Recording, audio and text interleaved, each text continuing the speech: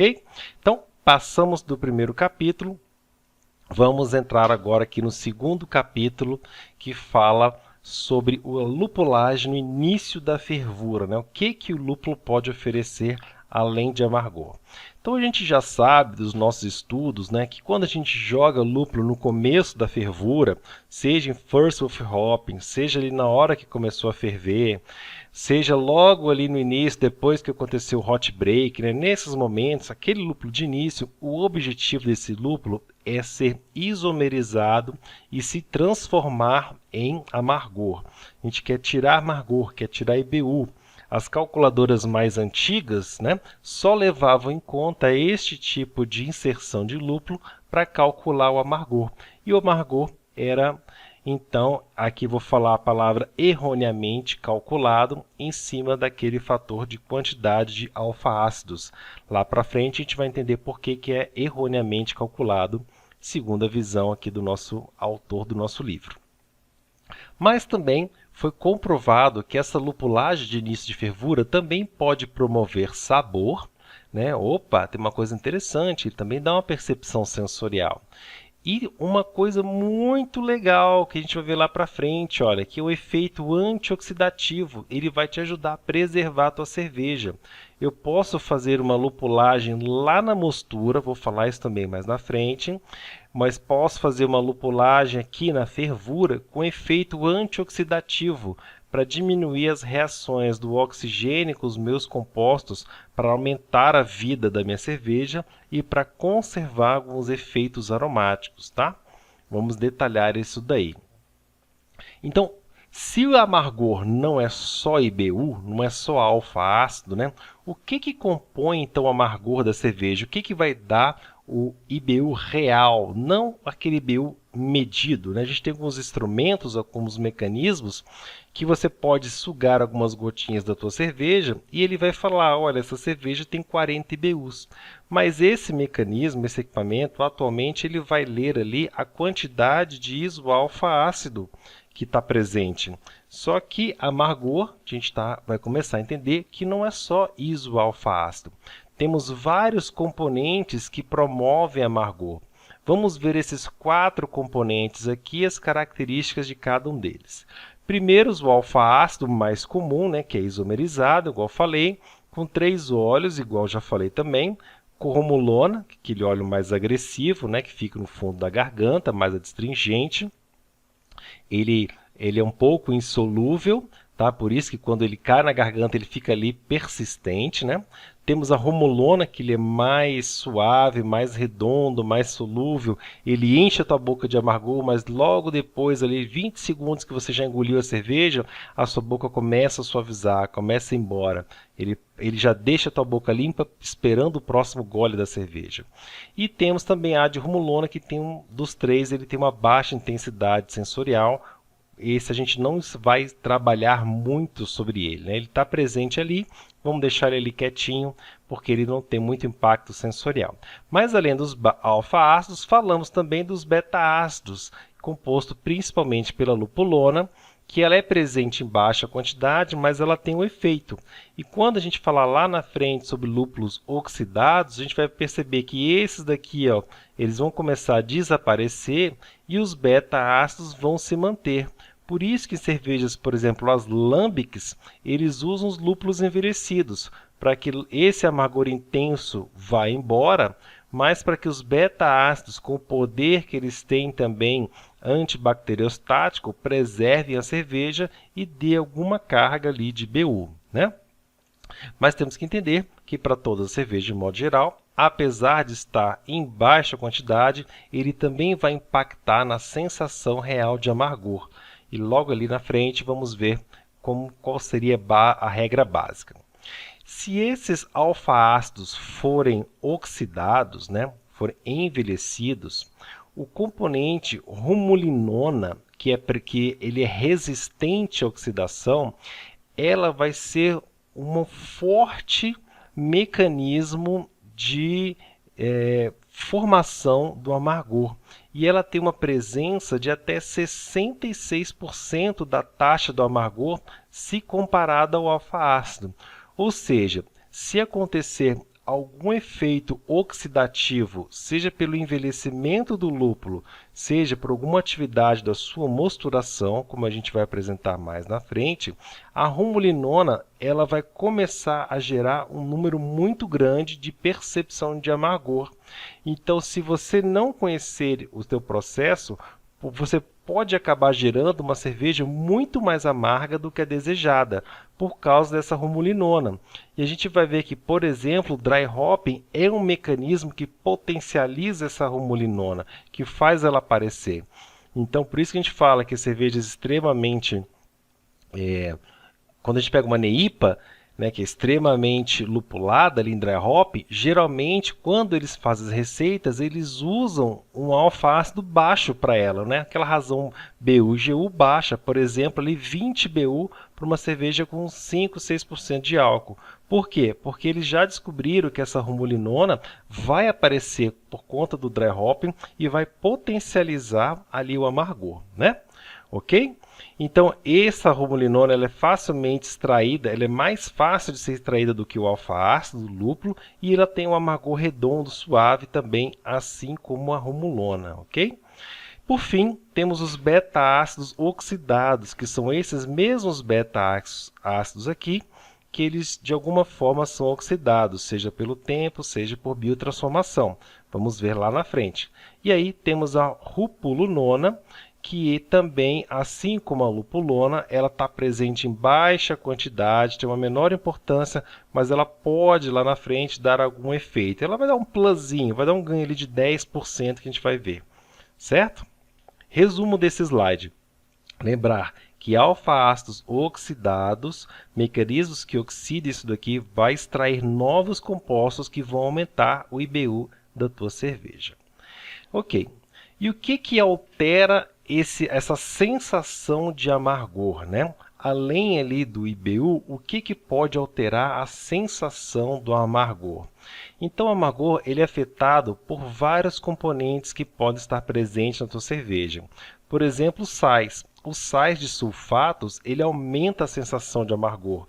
Ele é como se fosse mais coisa amarga para se juntar. Ele vai deixar a tua cerveja mais seca, mais áspera e vai potencializar esse amargor.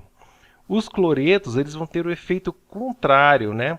Ele quase que vai diminuir o amargor, mas não pense que ele está diminuindo, ele vai mais arredondar o sabor, vai tirar essa aspereza aqui do sulfato e vai deixar um amargor mais redondo, mais aveludado.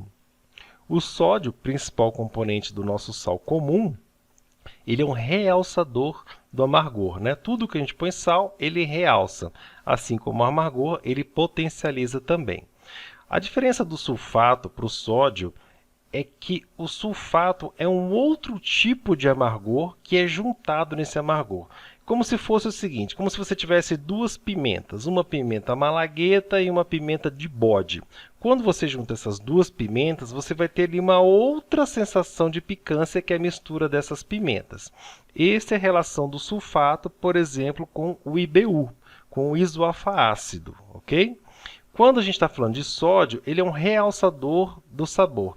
Por exemplo, se você pegar a pimenta e colocar ela em óleo, a tua papila gustativa vai absorver mais essa pimenta, ela vai ficar mais tempo ali na tua língua. Então, você vai aumentar a sensação da pimenta. É o que está acontecendo aqui com o sódio. Quando a gente joga sal na comida, ele realça o sabor da comida, né? Ele aumenta o sabor. Então, é isso que ele faz. Ele não muda a percepção sensorial como faz o sulfato. Ele aumenta o sabor.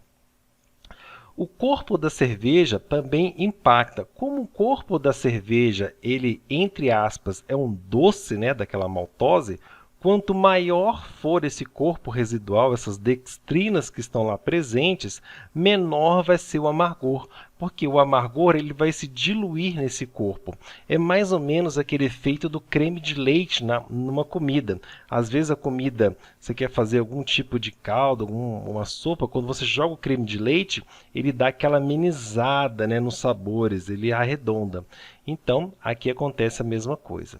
Por fim, o álcool, a quantidade de álcool presente também altera. Quanto mais alcoólica a bebida, provavelmente vai ser maior o corpo também, né? Mas menor vai ser a percepção do amargor. O álcool também quebra o amargor. O álcool, por ser muito volátil, ele acaba pegando essas partículas de amargor que são mais voláteis e acaba tirando da tua boca de maneira mais fácil. Ele não vai ficar em contato com a tua língua, ou você vai engolir, ou aquilo vai evaporar, e sensorialmente você vai ter essa percepção menor. Ok, voltando atrás, falando da isomerização, ali dos alfa-ácidos, o que eu posso fazer para potencializar esses alfa-ácidos? Basicamente, eles são potencializados por 4 coisas, né? A mais importante delas é o tempo e temperatura de fervura. Nós sabemos que quanto mais tempo nós fervermos o mosto, mais alfa-ácido é isomerizado. Quanto mais alta é essa temperatura de fervura, mais alfa-ácido é isomerizado. E pense também no contrário. Se você mora numa localidade que é muito alta, que a tua água ferve a 95, 96 graus centígrados, você vai ter uma isomerização menor. Talvez você precise colocar mais lúpulo lá para acertar aquela receita. pH também tem um fator aí muito importante. O pH entre 5 e 5,6 é tido como ótimo para conversão, né, para isomerização dos alfa-ácidos. Um pH muito alcalino ou muito ácido vai diminuir as reações de isomerização e vai, consequentemente, produzir um amargor menor. Presença de 2 íons muito importantes, olha, cálcio e magnésio, né? A presença desses 2 íons pode aumentar até em 24% a sensação do teu paladar para o amargor. Eles realçam também a isomerização, fazendo isso uma sensação maior no teu palato. Por último, quanto maior for a OG, quanto maior for a densidade da tua cerveja, menor vai ser a tua isomerização, né? A velocidade da reação de isomerização, ela também está ligada ali à quantidade da OG. Então, isso vai afetar a tua relação BU-GU. Então, nessas cervejas que são muito lupuladas, a gente não consegue manter uma relação BU-GU para todas as faixas de álcool. Por exemplo, vou pegar um exemplo bem prático. A gente pega uma IPA. Uma IPA tem uma relação BU-GU em torno de 1 para 1. O que isso significa? Se eu fizer uma IPA com 4% de álcool, o ideal é que ela tenha ali por volta de 40 de BU. Se eu for fazer uma IPA com 6% de álcool, ela vai ter 60 de BU.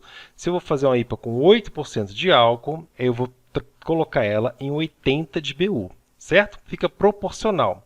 Mas aqui não dá para fazer isso, porque quanto maior for a OG, né, mais alcoólica for, menor vai ser a isomerização. Então, eu vou precisar de muito mais lúpulo de amargor quando a cerveja for mais forte.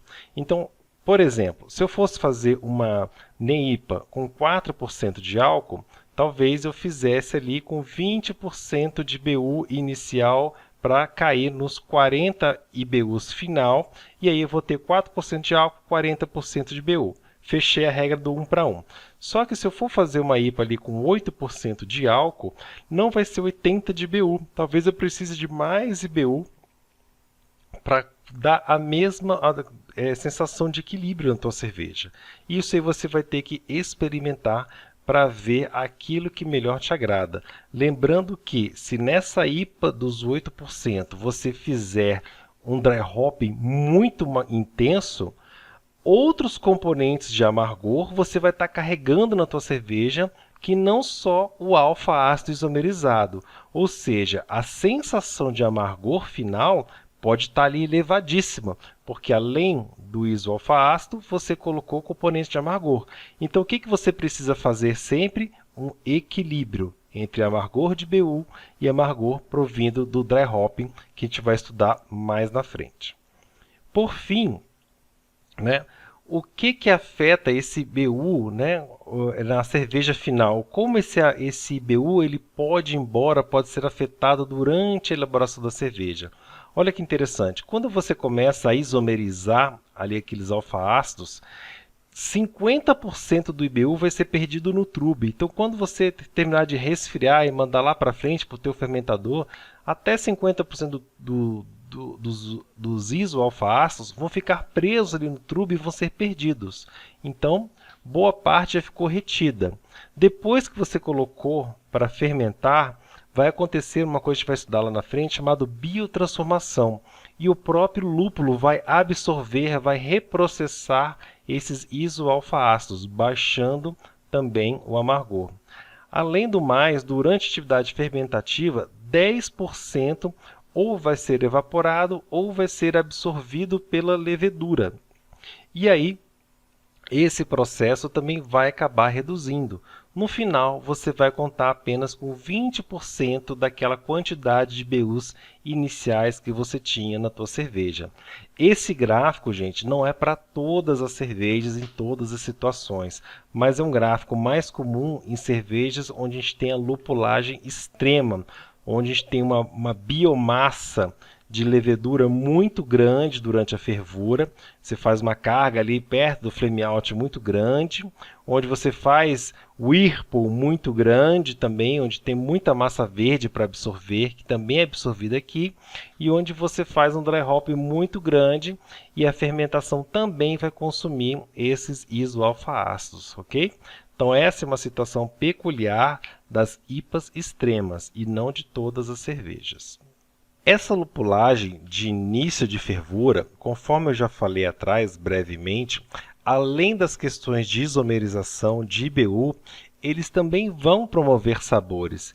Esses sabores, mesmo que sutis, eles vão aumentar a complexidade sensorial da tua cerveja quando ela estiver lá pronta, tá? Só que, mesmo a gente produzindo bastante sabor no início, muita parte desse sabor, desse aroma, vai acabar sendo perdido, né? Seja por evaporação durante a fervura, seja por oxidação, seja sobre a biotransformação das leveduras, que a gente vai falar lá na frente, seja pelo trube de proteína, de massa verde, de lúpulo, de tudo que tiver. Mas alguma coisa vai acabar ficando. Os principais aromas que são perdidos nessa etapa são aqueles relacionados a frutas e florais, né? Aromas e sabores que nós queremos bastante nessas IPAs americanas.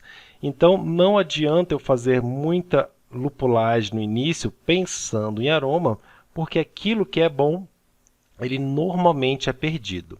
O que é que fica na minha cerveja? O que fica são outros óleos relacionados a sensorial picante, madeira, terroso e herbal, né?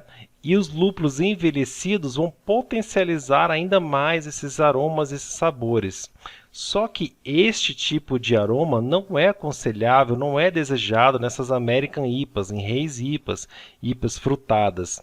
Consequentemente, o que nós desejamos são amargor ou minimizar essa complexidade sensorial de início, que essa lupulagem de início não traga essas notas sensoriais, que esse amargor seja mais puro, mais neutra. E aí, tomar cuidado com lúpulos com muito alfa-rumuleno e beta-cariofileno, que estes tipos de óleos são que aumentam esses sensoriais que nós não desejamos, e eu vou te mostrar aqui na frente um resumo sobre os lúpulos sobre isso. Ok, então quais são, vamos pensar agora em sugestões de lúpulos para amargor nessas American IPAs. O que é desejado e o que não é desejado? Ou seja, não é desejado os lúpulos que têm essa pegada terroso, resinoso e pinho.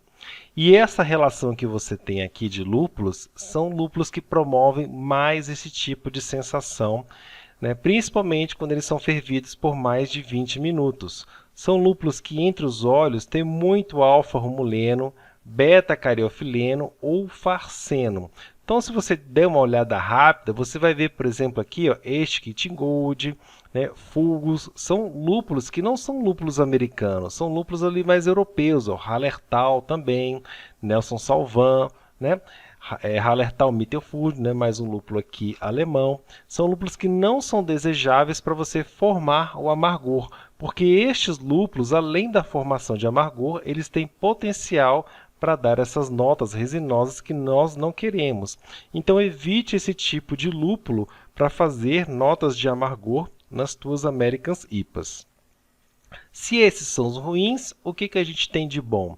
O que a gente tem de bom são lúpulos que sejam mais neutros no amargor, né? Que tenham um perfil mais neutro, que tenha muito alfa-ácido, mas que seja pobre em alfa-romuleno e beta-cariofileno. Ok, quais são as sugestões? Aqui a gente tem algumas sugestões de alguns, olha. Aqui a gente já vê, ó, Columbus, né, Bravo, Galena, Galaxy, Mosaic, Citra, lúpulos bem comuns do nosso dia a dia, né, lúpulos americanos, Magno, né, um lúpulo alemão, também bastante neutro, bom para quando a gente quer focar nos aromas de fruta e de floral, que eles vão aparecer lá na frente. Então, se você quer fazer uma American IPA, que a gente possa potencializar depois esses aromas, pegue aí para você fazer o seu amargor um lúpulo dessa relação que você vai estar aí numa escolha bem boa, ok? Vamos agora para o próximo assunto. Dando continuidade, vamos ver agora a lupulagem no final da fervura, né? Falamos aquela do início, que propicia principalmente amargor, algum efeito antioxidativo. Vamos falar agora da lupulagem de final de fervura. Neste momento, os principais compostos que vão gerar amargor não vai ser a isomerização do alfa-ácido, porque na medida que você colocou lúpulo, ali rapidamente vai entrar o processo de resfriamento, né? Então lembra que a gente falou que precisa no mínimo ali 20 minutos para a gente gerar uma quantidade significativa de amargor de isomerização? Mas da onde que vem então esse amargor de final de fervura? Vem principalmente da rumulona, dos beta-ácidos e alfa-ácidos oxidados, né? Alfa-ácidos envelhecidos ou que passaram de alguma forma por esse processo de envelhecimento. Estes são os compostos que vão gerar amargor.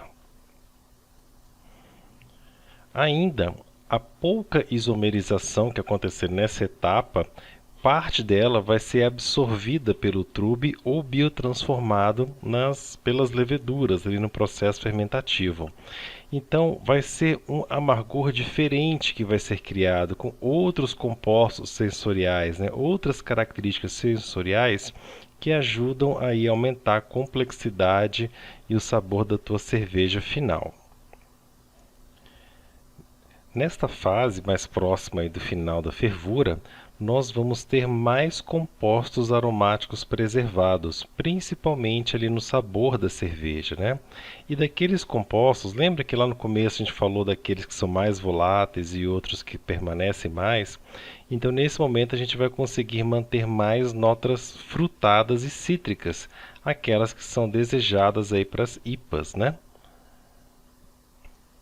E uma característica bem interessante é que estes compostos oxigenados que são dissolvidos e absorvidos ali pelo mosto naquele momento, eles podem ser transformados via biotransformação pelas leveduras, criando ainda novos compostos, sejam eles ésteres aromáticos, nós vamos falar mais para frente, mas lembra daqueles ésteres de banana, né, ésteres de maçã, comuns ali de fermentação, né? Então estes compostos são transformados nesses ésteres, acetatos, que são aromas não muito interessantes, e outros alcoóis que vão acabar surgindo nessa etapa também. E uma das formas de a gente conseguir um maior equilíbrio sensorial, uma maior complexidade, é fazer essas adições múltiplas. Por exemplo, com sugestões ali 10, 5 e 0 minutos para o flame out, se você depois vai ter ainda uma etapa ali de whirlpool. Se você for fazer um resfriamento bem rápido após o flame out, você pode fazer ainda uma adição aqui a 15, 20 minutos para o término, né? Quanto maior for o número de inserções, maior vai ser essa complexidade sensorial e esse equilíbrio. E no caso das IPAs, pensando efetivamente em IPAs e Hazy IPAs, quais seriam as sugestões, né, de óleos aromáticos ou de composições sensoriais para esse final de fervura? Então nós temos opções voltadas a lúpulos que tenham bastante geraniol e linalol, que vão produzir esses aromas cítricos, frutados e picantes. Aqui tem uma série aqui de alguns lúpulos interessantes, né? Centennial, Cluster, Cinco, né? CTZ, Columbus, Zeus e Tomahawk são bem interessantes, Equinox também, um lúpulo bem comum, Mosaic, né? E também tem a opção para outros compostos que não são desejáveis no caso das IPAs americanas, mas podem ser interessantes para outros tipos de cerveja, por exemplo, cervejas inglesas e por aí. Então, compostos como o rumulenol e o farsenol vão produzir sabores e aromas mais herbais, terrosos e resinosos. Então pensa aí numa pegada alemã, numa pegada inglesa, né?